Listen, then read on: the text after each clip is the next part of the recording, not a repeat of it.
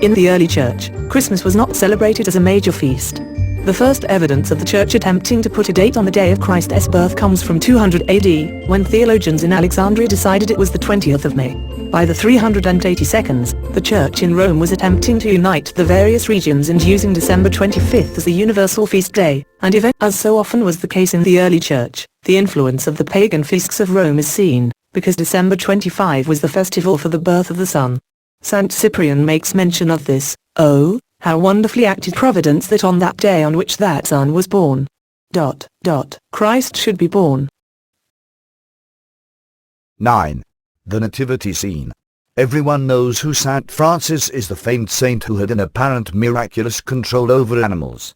And we have all seen nativity sets, little, or sometimes not so little, figurines which represent the people present at the birth of Jesus.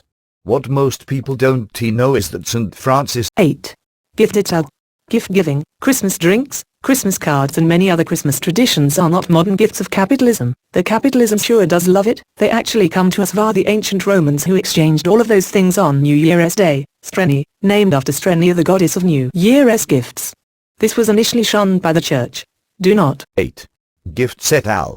In England, Christmas was forbidden by Act of Parliament in 1644, the day was to be a fast and a market day, shops were compelled to be open, plum puddings and mince pies condemned as heathen.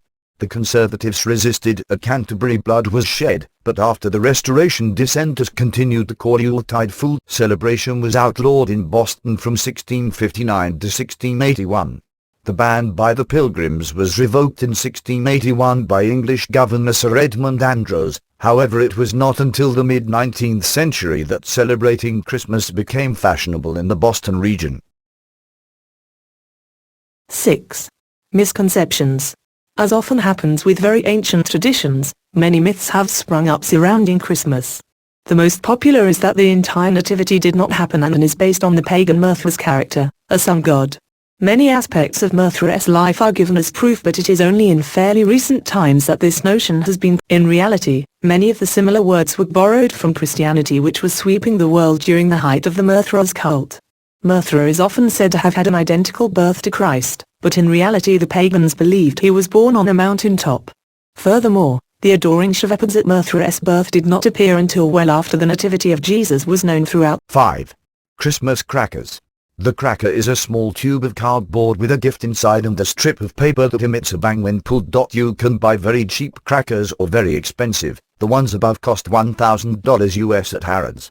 Crackers were invented by Tom Smith, a seller of candy, in 1847. 4. Christmas tree.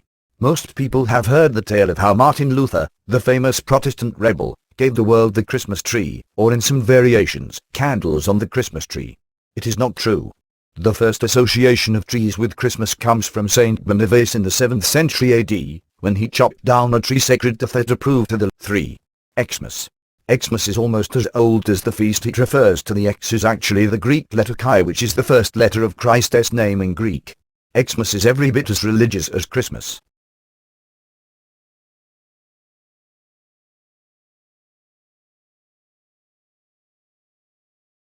Santa Claus is actually based on the early church bishop St. Nicholas. He was born during the 3rd century, around 270 AD, in the village of Patara in Turkey, and was known for secretly giving gifts of money to the poor. The modern image of him as a jolly man in red most likely comes from the 1823 poem A Visit from St. Nicholas, also known. In the late 1800s, a candy maker in Indiana wanted to express the meaning of Christmas through a symbol made of candy. He came up with the idea of bending one of his white candy sticks into the shape of a candy cane. He incorporated several symbols of Christ's love and sacrifice through the candy cane. First, he used a plain white peppermint stick. Thanks for watching this video. Wishing you an awesomely Merry Christmas this year. Created using Powtoon.